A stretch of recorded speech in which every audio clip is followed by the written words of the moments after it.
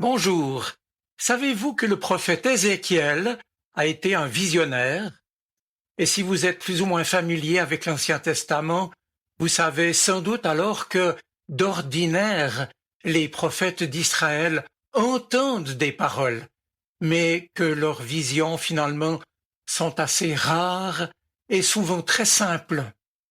Par exemple, c'est un amandier ou un chaudron pour Jérémie, des sauterelles et une corbeille de fruits chez Amos.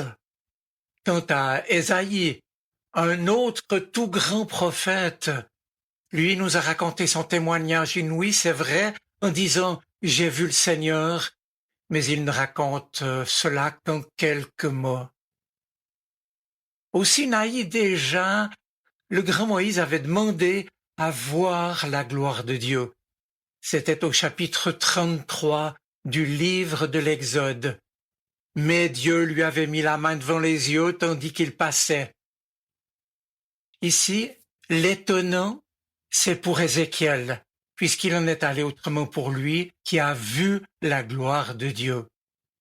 Or, sa vision a dépassé à ce point toute imagination que lorsqu'Ézéchiel a cherché à en rendre compte, on a dit qu'il a en quelque sorte bravé les conventions et que pour décrire la gloire de Dieu, il l'avait décrite comme un vivant.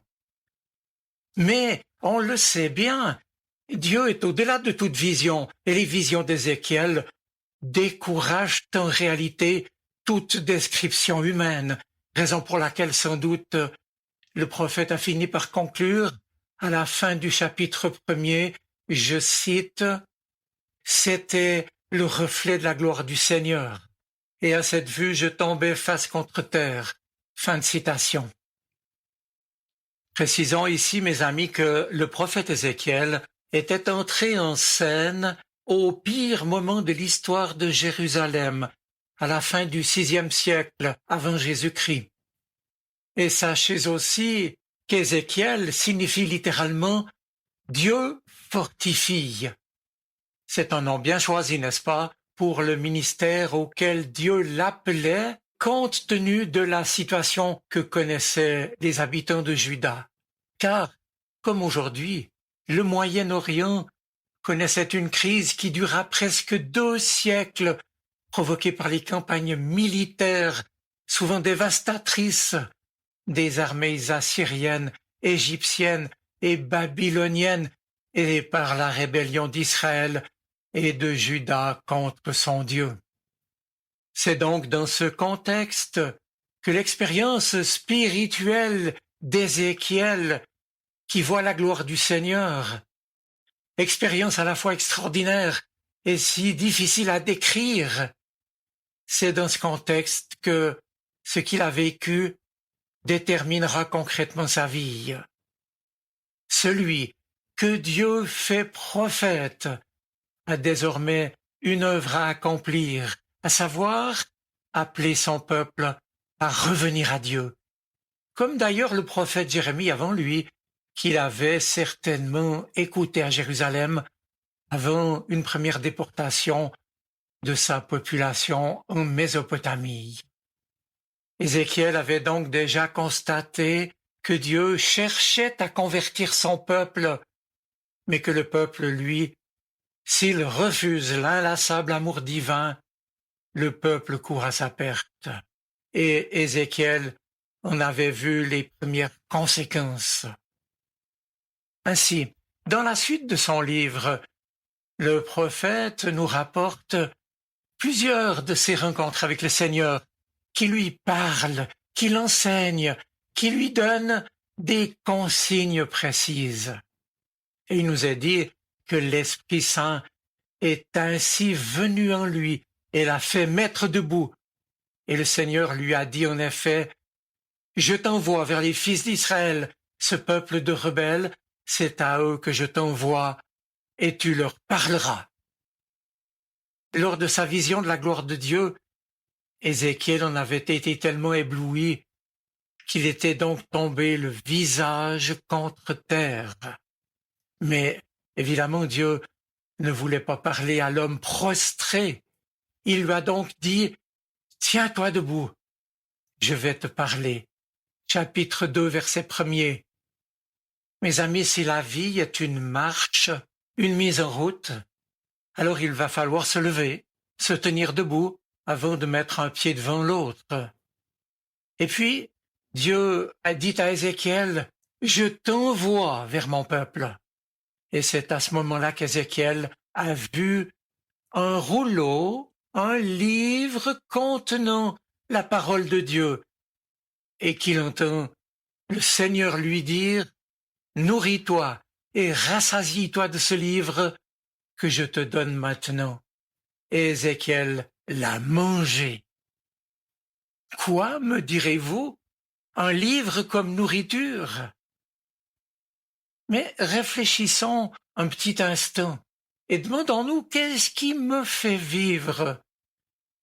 Et puis demandons-nous ce que devient la nourriture que nous mangeons. Ne devient-elle pas une partie de notre corps et de notre personne, des cellules de notre corps, la force motrice de notre pensée, de notre vie, de nos actions? Il n'est pas besoin ici de rappeler qu'on ne peut pas vivre sans aliments. Sans nourriture, évidemment, on ne peut pas survivre ni attendre grand-chose de l'avenir. L'être humain affamé est incapable d'agir, il ne voit pas clair, sa tête tourne, et puis vient la faiblesse et enfin la mort. Non, on ne peut pas vivre sans se nourrir. Mes amis, évidemment, il en va de même en ce qui concerne notre vie spirituelle. Lorsque le Seigneur appelle Ézéchiel, le livre qu'il est donc invité à manger est d'abord doux, comme le miel dans la bouche. Mais ensuite, dit le texte hébreu, il devient amertume dans ses entrailles.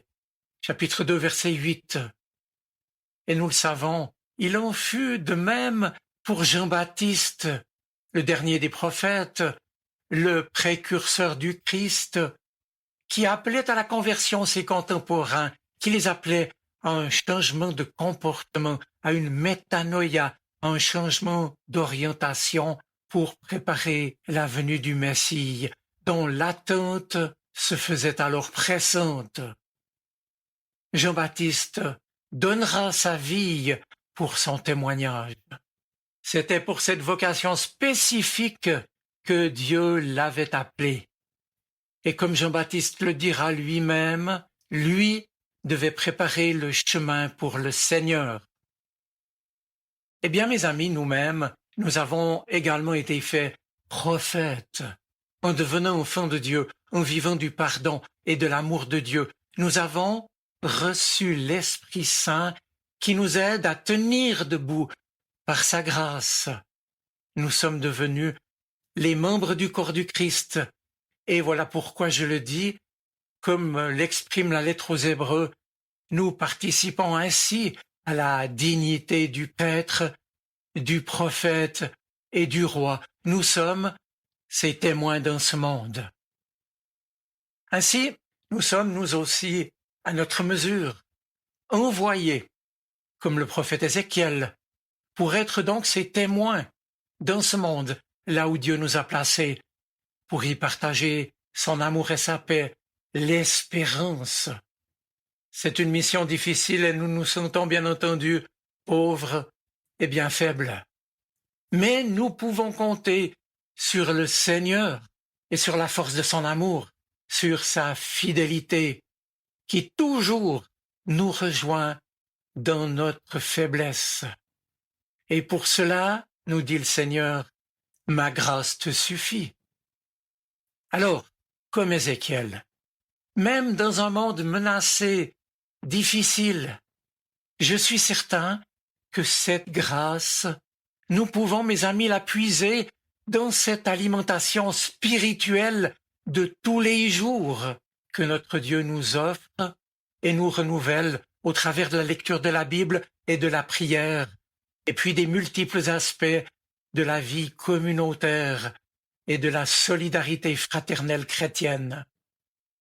Ne négligeons pas d'y chercher au quotidien ce qui nous est nécessaire pour être pour devenir chaque jour davantage ceux et celles que Dieu veut que nous soyons, et ainsi remplir le rôle que lui veut nous confier.